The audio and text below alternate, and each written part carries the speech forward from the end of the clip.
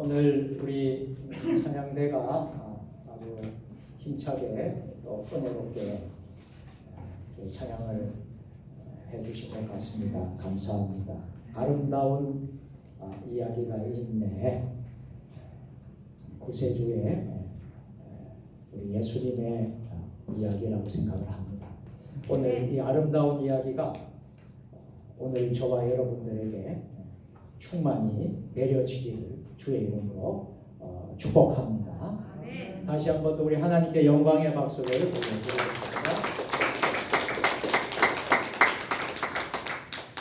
성경을 높이 드시고 우리의 믿음을 고백하겠습니다. 주의 말씀은 내 발에 등이요 내 길에 빛이니이다. 할렐루야. 믿음대로 될지어다. 믿음대로 될지어다.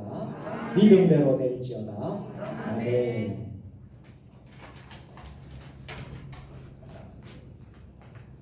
금년도에 우리 교회가 10주년 설립 기념으로 기념 행사들을 준비하고 진행하고 있습니다.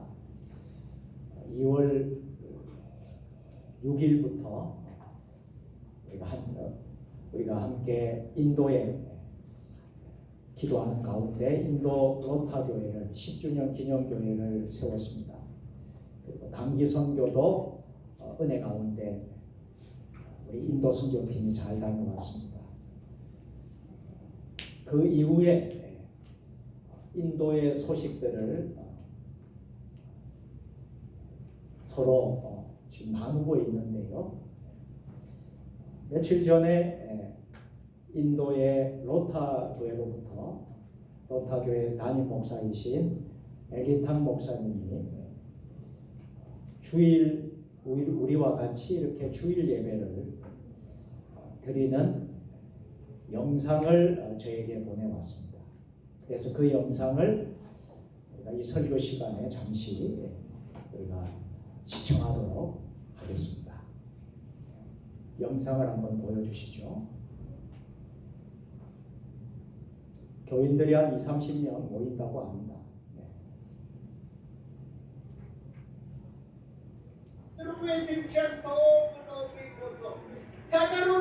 담임 목사님의 설교하는 장면입니다.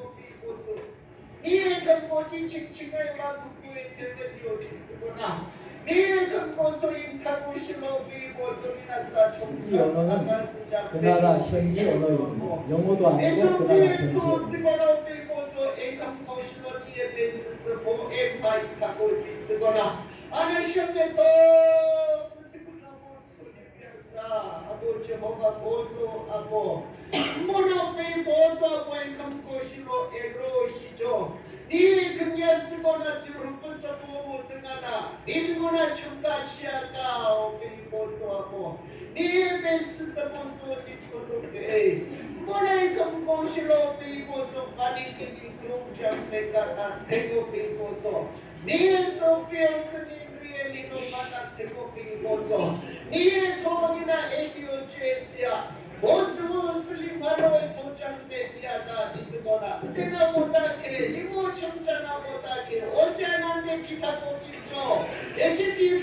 날씨가 더운지 선풍기가 위에서 돌아갑니다. 저희들이 갔을 때는 선풍기를 틀질 않았는데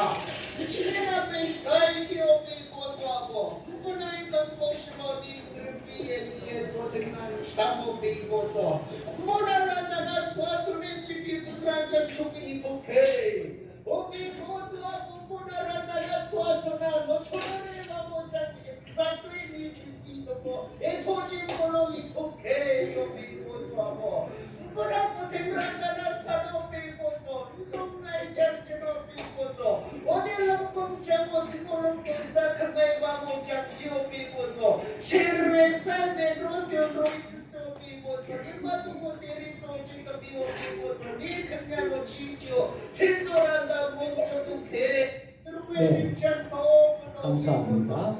영상을 좀 우리가 이렇게 영상을 보면서 생생하게 인도 선교 현장을 나눌 수 있게 되었습니다. 그럼 불과 며칠 지난주, 그러니까 오늘 우리가 주일 예배를 드리는데 우리가 3시간 반 차이가 납니다. 그래서 그곳에서도 오늘 주일을 지킬 텐데 지난 주에 주일 예배를 드렸던 영상을 엘리탄 목사님이 저에게 보내주셨어요. 예배당이 좀 꽉 찬 느낌을 지금 받았습니다. 그래서 한 20-30명 정도 이렇게 앉아서 우리 교회 한 반도 안 될 것 같아요. 예배당이 조그만한 건물에 참 보니까 참 감회가 새롭고요. 우리 엘리탄 목사님이 40대 목사님이신데 아주 열정적이신 것 같아요. 그래서 설교할 때도 아주 열정적으로 제가 인도 로타교회 봉헌 예배 때 설교할 때 통역을 해주셨는데 통역도 아주 열정적으로 하시던데 설교 역시 아주 열정이 많으신 것 같습니다. 여러분들이 기도해 주시고 세종 주님의 교회를 위해서 인도 로타교회 목사님과 성도님들이 쉬지 않고 기도를 하고 계시답니다. 우리 교회가 도와서 그곳에 가정초소에서 예배드리던 교인들이 예배터가 생기므로 가정초소에서 드리지 않아도 되고 성전에 와서 예배드리니 얼마나 큰 은혜가 되는지 모른다고 합니다. 그래서 매일 숫자가 늘어나고 있대. 참 이것이 놀라운 하나님의 선교의 역사인 줄 믿습니다. 우리 세종 주님의 교회 성도들이 헌금하시고 또 물질로 기도로 여러분들이 도와주셔서 인도 로타 교회는 은혜 가운데 예배드리고 있다라는 소식을 여러분과 함께 나눌 수 있어서 너무나 감사합니다. 저도 참 이 영상을 보면서 참 마음이 흐뭇했어요. 또 우리 인도 선교팀들은 아마 더 같은 마음이라 생각을 합니다.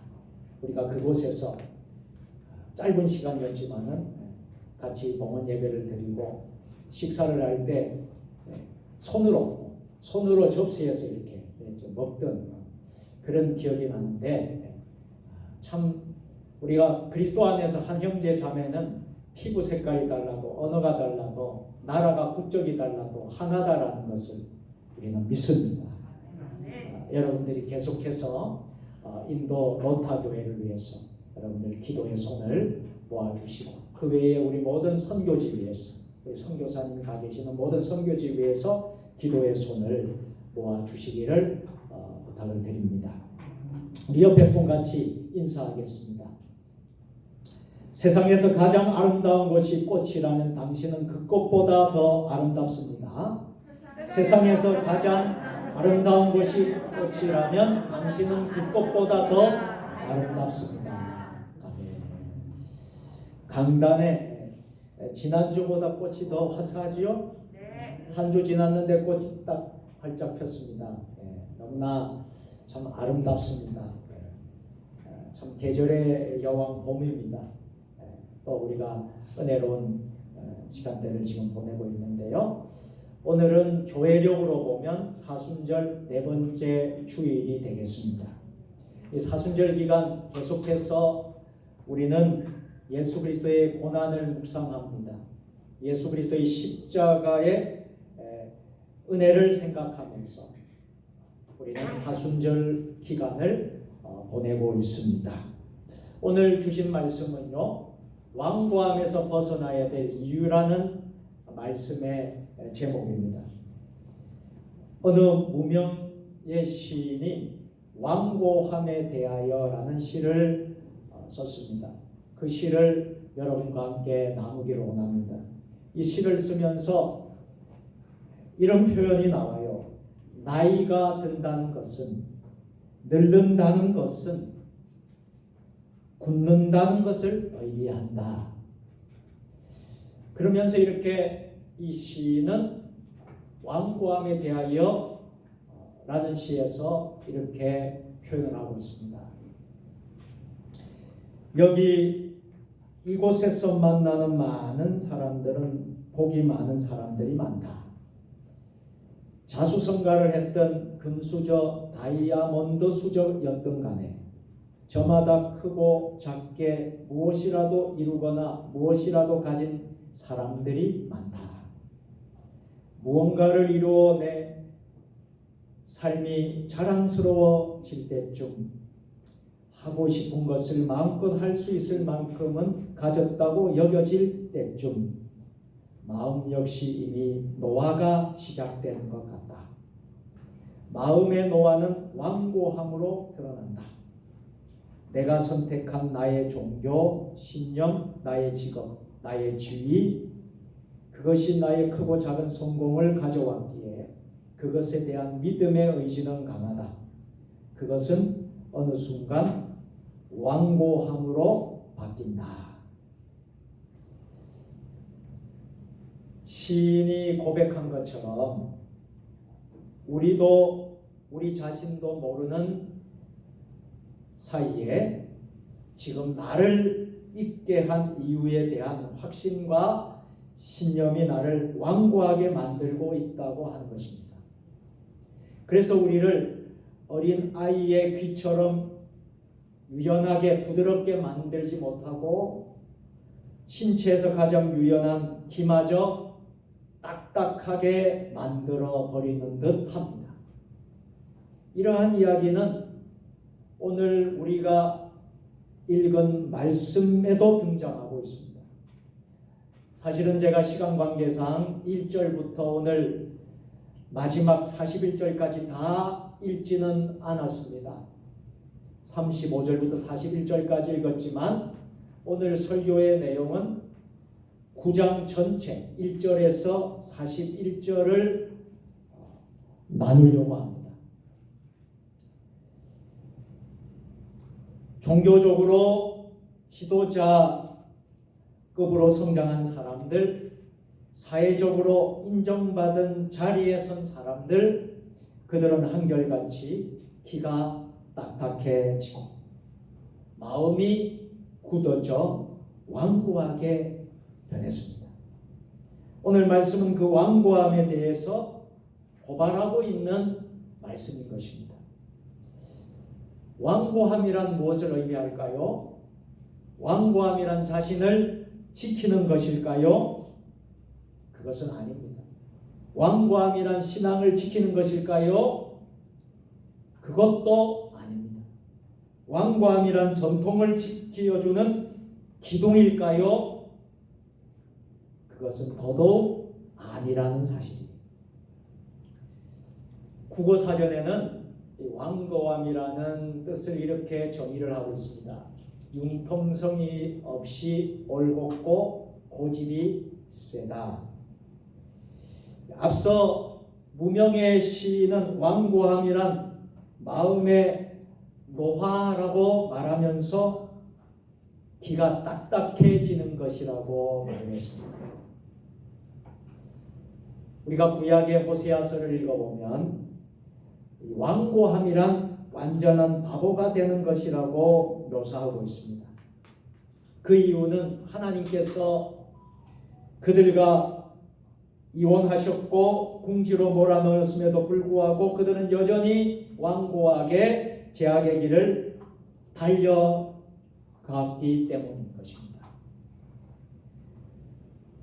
또한 역대하 16장 7절 10절의 말씀에 보면 아사를 통해서 그릇된 일을 행함에 있어 자신의 죄를 회개치 않는 것을 완고함이라고 말하고 있습니다. 죄를 범했어요. 그런데 그 죄를 회개치 않는 것입니다. 이것을 완고함이라고 말했던 것이죠. 이런 완고함에는 하나님께서 큰 재앙을 내리셨습니다. 오늘 말씀을 보면 완고함이란 주님의 그 이적을 결코 받아들이지 않겠다는 굳은 결심을 말합니다. 그래서 빛의 승리를 경험하지 못합니다. 심판받을 자의 빛의 없음을 보여주고 있습니다. 우리는 왕고함의 대명사로 구약에 나오는 바로왕을 떠오르게 됩니다. 여러분 잘 아는 바로왕, 어떤 왕이었죠? 하나님께서 보여주시는 수많은 이적을 바로왕이 보았음에도 불구하고 10가지 재앙, 한 가지 한 가지 재앙마다 그 이적을 눈으로 똑똑히 보았음에도 불구하고 자기 고집으로 가득 차 있었습니다. 왕고함으로 가득 차 있었죠. 자신의 생각과 판단으로 그의 귀가 딱딱하게 굳어져 버렸습니다. 귀뿐만 아니라 마음까지 단단하게 굳어져 버렸습니다. 그래서 참된 진리의 사실을 깨달았을까요? 그 사실을 깨닫지 못했던 거예요. 귀결과 수많은 재앙과 하나님의 무서운 심판을 면하지 못하였습니다. 제일 마지막 재앙, 10번째 재앙, 장자의 죽음을 맛보아야 하는 무서운 심판을 받게 되었습니다.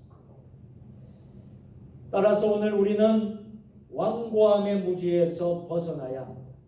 오늘 이 예배를 드리면서 우리 삶의 왕고함의 무지에서 저와 여러분들이 다 벗어날 수 있기를 축복합니다. 왕고함의 무지에서 벗어나야 우리는요 영적인 눈을 뜰 수 있습니다.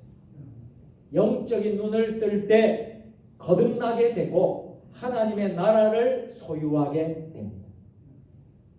그렇다면 이 왕고함의 무지에서 벗어나기 위해서는 우리가 어떻게 해야 할까요?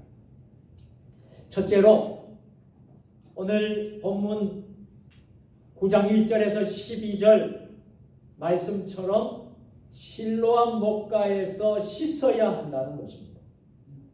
그러니까 왕고함의 무지에서 벗어나기 위해서는 실로암 목가로 가야 된다. 가서 씻어야 한다는 것입니다.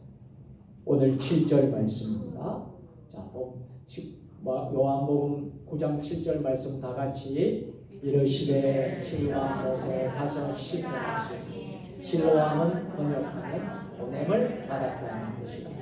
이에 가서 씻고 밝은 눈으로 왔더라. 아멘. 오늘 말씀은요 예수님께서 길을 가시다가 날 때부터 소경된 사람을 보았어요.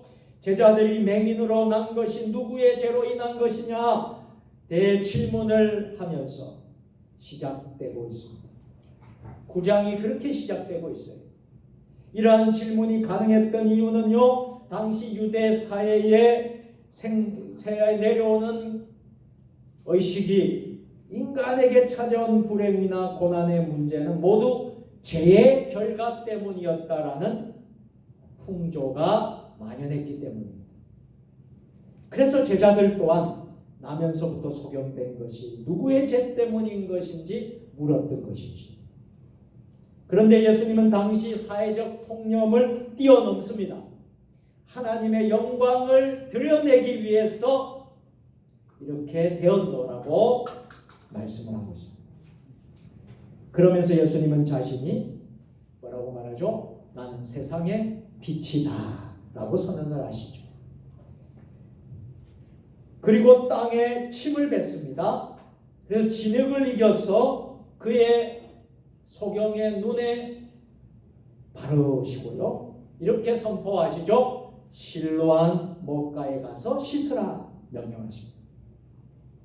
그는 예수님의 명령에 따라 가서 씻었는데 눈이 밝아졌습니다. 할렐루야. 여기서 실로암은 보냄을 받았다라는 의미를 가지고 있는데요. 이 표현은 예수님께서 아버지로부터 보냄을 받은 자였다 하는 사실을 기억나게 하는 것입니다. 이 표현에서 영혼의 생수로 믿음의 눈을 뜨게 하신 예수님이심을 확신하게 해주시는 것.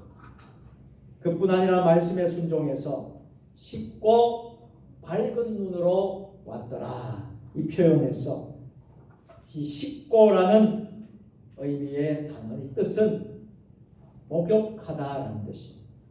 씻었다라는 게 단순히 씻은 게 아니고 그런 목욕할 정도의 씻음이라는 거예요.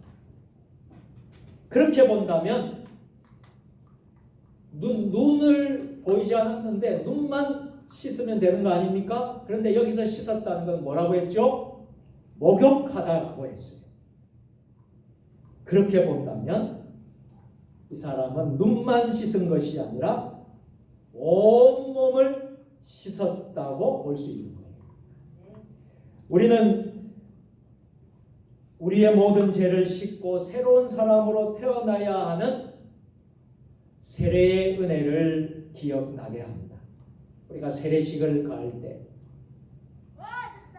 우리 장로교는 약식 세례를 합니다. 근데 침례교단이나 이런 타교단에서는 침례식을 해요. 물에 확 잠겼다가 나오는 겁니다. 이 세례의 은혜를 알게 해 주시는 거예요. 따라서 세상에 비치신 예수님과 관련하여 본문을 살펴본다면 소경은 단순히 눈만을 뜬 것이 아니라는 거예요. 어둠 가운데 빛을 보지 못한 이들이 예수님을 통해 따라서 합니다. 예수님을 통해 영적인 눈이 밝아졌습니다. 아멘. 이런 의미로 봐야 된다는 것입니다. 결국 어둠이 아니라 빛의 승리하심을 보여주는 말씀입니다. 우리는요 가끔 앞이 캄캄할 때가 있지 않습니까? 뭔가 문제가 있지 않습니까? 너무나 큰 문제이기 때문에 해결할 능력이 없는 경우에 앞이 캄캄하다 못해 하늘이 무너지는 듯한 느낌을 받을 때가 있지 않습니까? 그러면서 자신의 생애를 한탄하는 경우가 있습니다.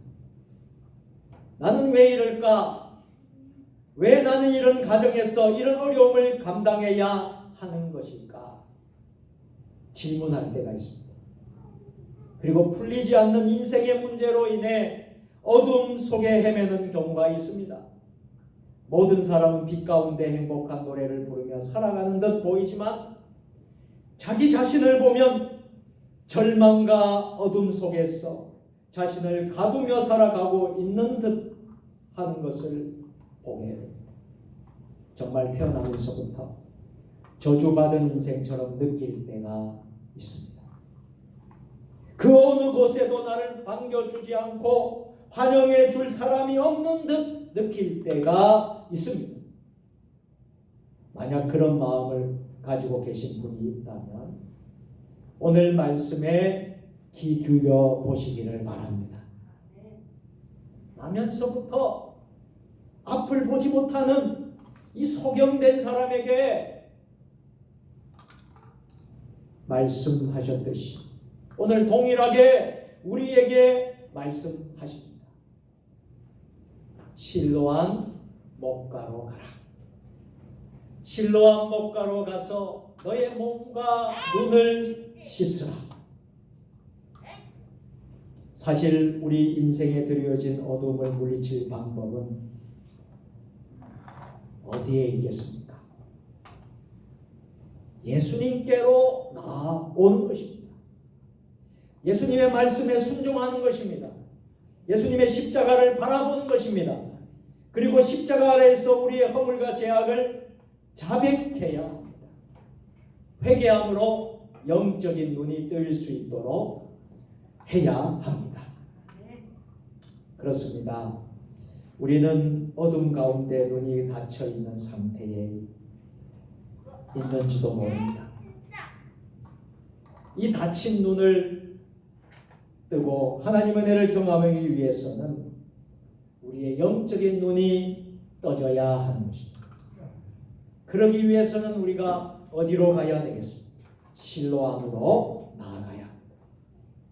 그 실로암 목가에서 온몸을 씻듯이 십자가 아래에서 우리가 사순절 기간을 통하여서 그 어느 때보다도 십자가를 묵상을 하는데 십자가 아래에서 우리의 죄와 허물을 벗어버려야 하는 것입니다.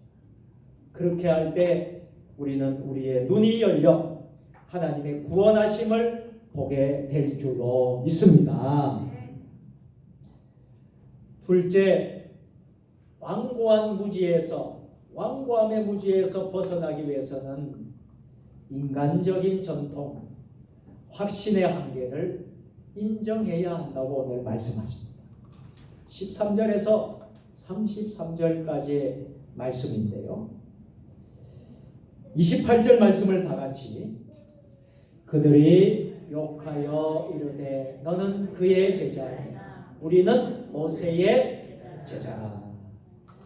나면서부터 소경된 사람이 예수님을 통해 눈을 뜨게 되었다는 소식을 전해들은 유대인들의 반응은 어땠을까요?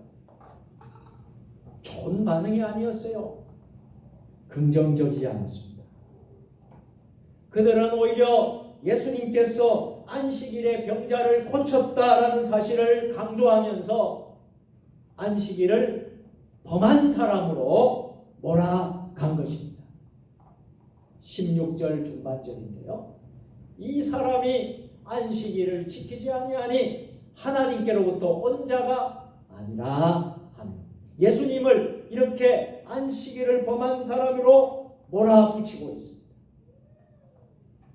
이러한 상황은 예수님께서 베데스다 연못에서 38년 된 병자를 안식일에 고쳤을 때 예수님을 핍박했던 모습과 똑같은 상황입니다. 심지어 유대인들은요, 예수님을 메시아로 시인하는 사람을 모두 출교시키겠다 위협하기도 하였습니다. 22절 중반절이에요. 다 같이 이미 유대인들이 누구든지 예수를 그리스도라 시인하는 자는 출교하기로 결의하였습니다.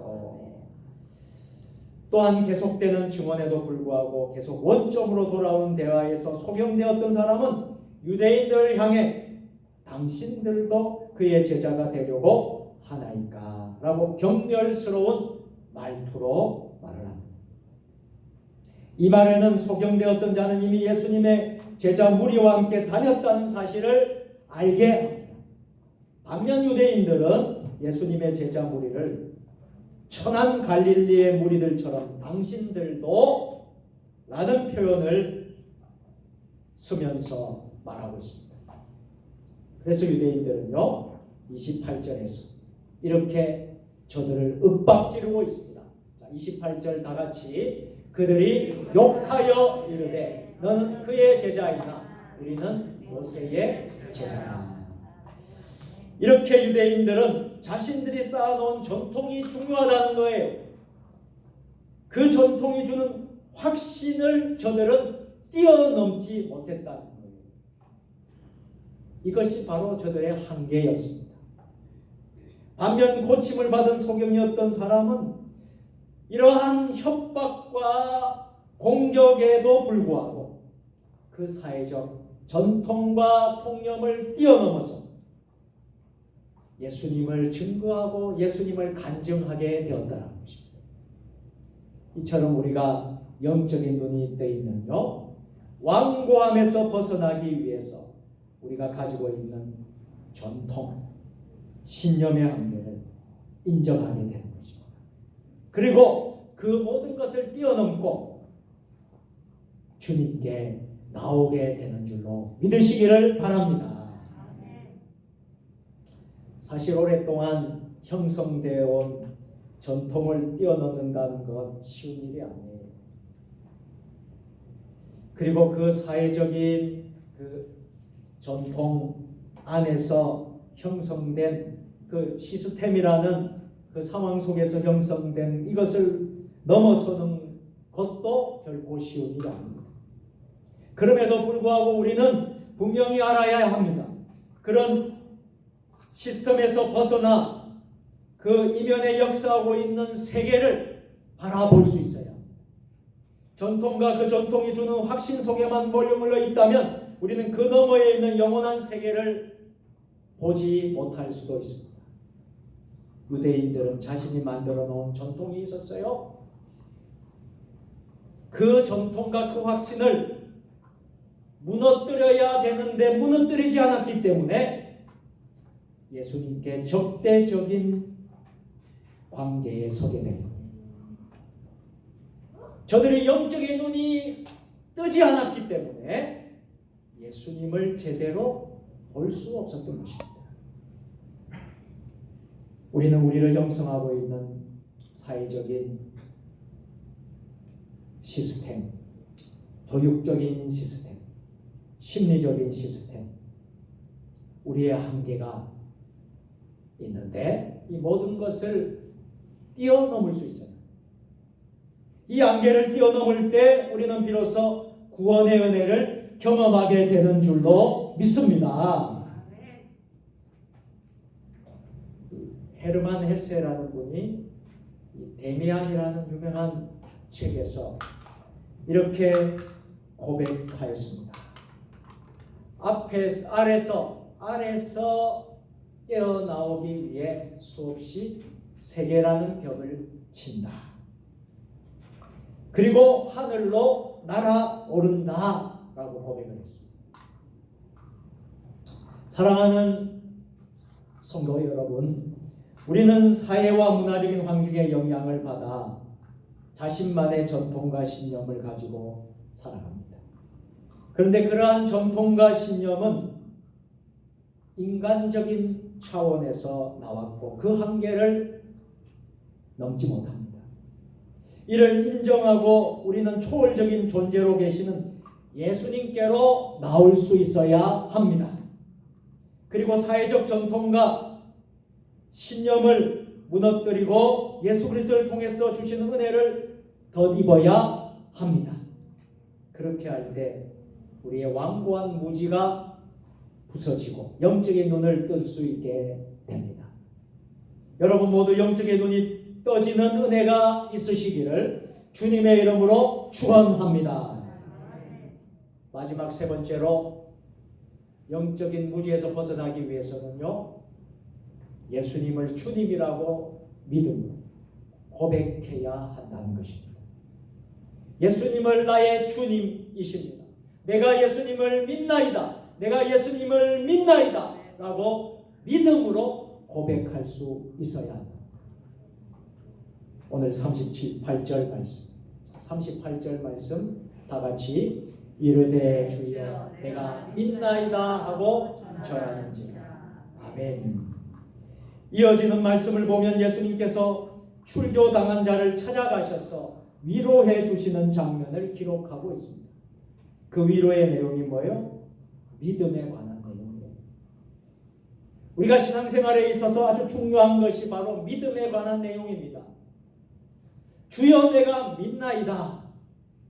믿음입니다.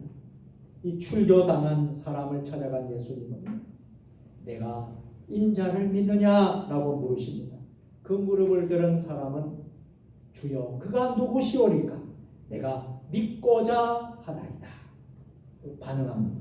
이 말씀을 들으신 예수님은 내가 그를 보았거니와 지금 너와 말하는 자가 바로 그입니다. 말씀을 하고 계시잖아요. 이 말씀을 들은 그 사람은 주여 내가 믿나이다 라고 고백하면서 절을 했다라고 기록하고 있습니다. 이 고백이 있은 후 예수님은 진정한 소경이 누군지에 대해서 교훈합니다. 그리고 예수님이 세상에 오신 목적을 분명하게 선포하고 계십니다.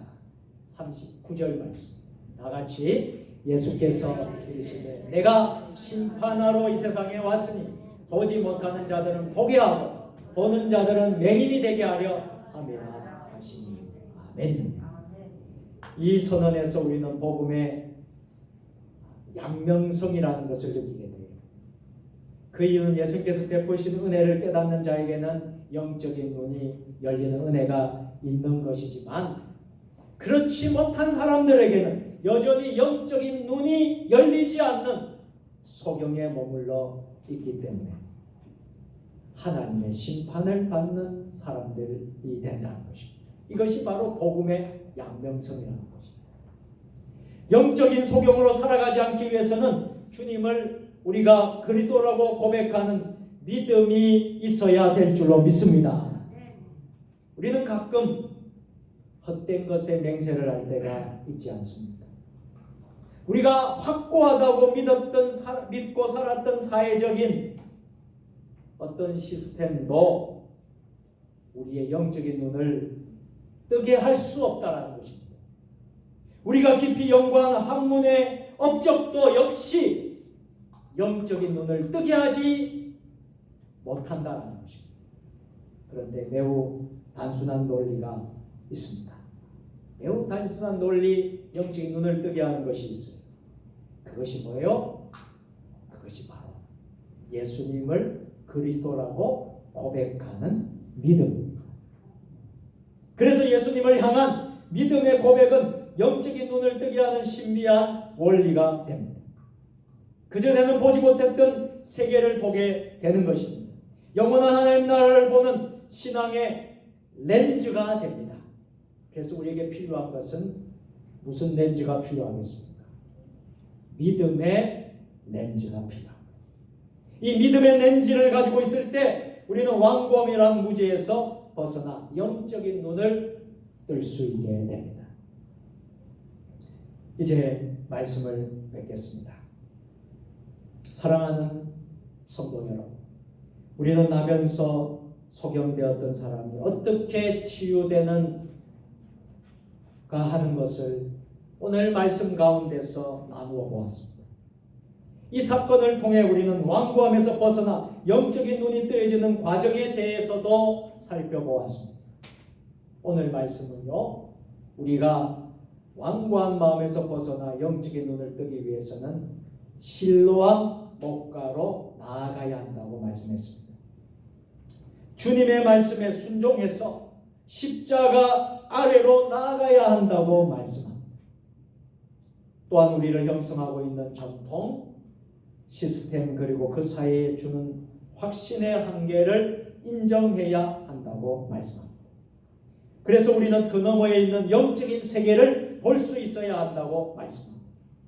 더 나아가 주님을 믿음으로 고백할 때 영적인 눈이 열릴 수 있다고 말씀합니다. 저와 여러분들이 영적인 눈이 활짝 열려서 은혜의 세계를 날마다 바라보며 날마다 누리며 살 수 있는 우리 세종 주님의 교회 믿음의 식구들 다 되기를 주의 이름으로 축원드립니다. 우리에게 영적인 눈을 뜨게 해주신 하나님 아버지, 하나님은 우리의 눈을 밝게 하시는 안과 의사이십니다. 과거 영적인 어두움에 있었던 모세를 부르셔서 영적인 눈을 뜨게 하셨습니다. 영적으로 어두웠던 나만 장군에게 병을 낫게 하시면서 영적인 눈을 뜨게 하셨습니다. 또한 계속해서 아들 예수 그리스도를 믿는 믿음과 성령님의 은혜 가운데 영적인 눈을 뜰 수 있는 길을 마련해 놓으셨습니다. 오늘 우리도 주님의 그 은혜 안에 있으므로 영적인 눈을 뜰 수 있게 되었습니다. 그러므로 다시 한번 간절히 기도하오니 완고함으로 영적인 눈을 뜨지 못한 이들이 십자가 앞으로 나오게 하옵소서. 우리의 한계를 인정하고 오직 예수님만이 우리의 구원자이심을 믿음으로 고백하게 하여 주옵소서. 그리하여 우리 모두 영적인 눈을 떠서 하나님께서 행하시는 일들을 드러내게 하옵소서. 예수님의 이름으로 기도드립니다. 아멘.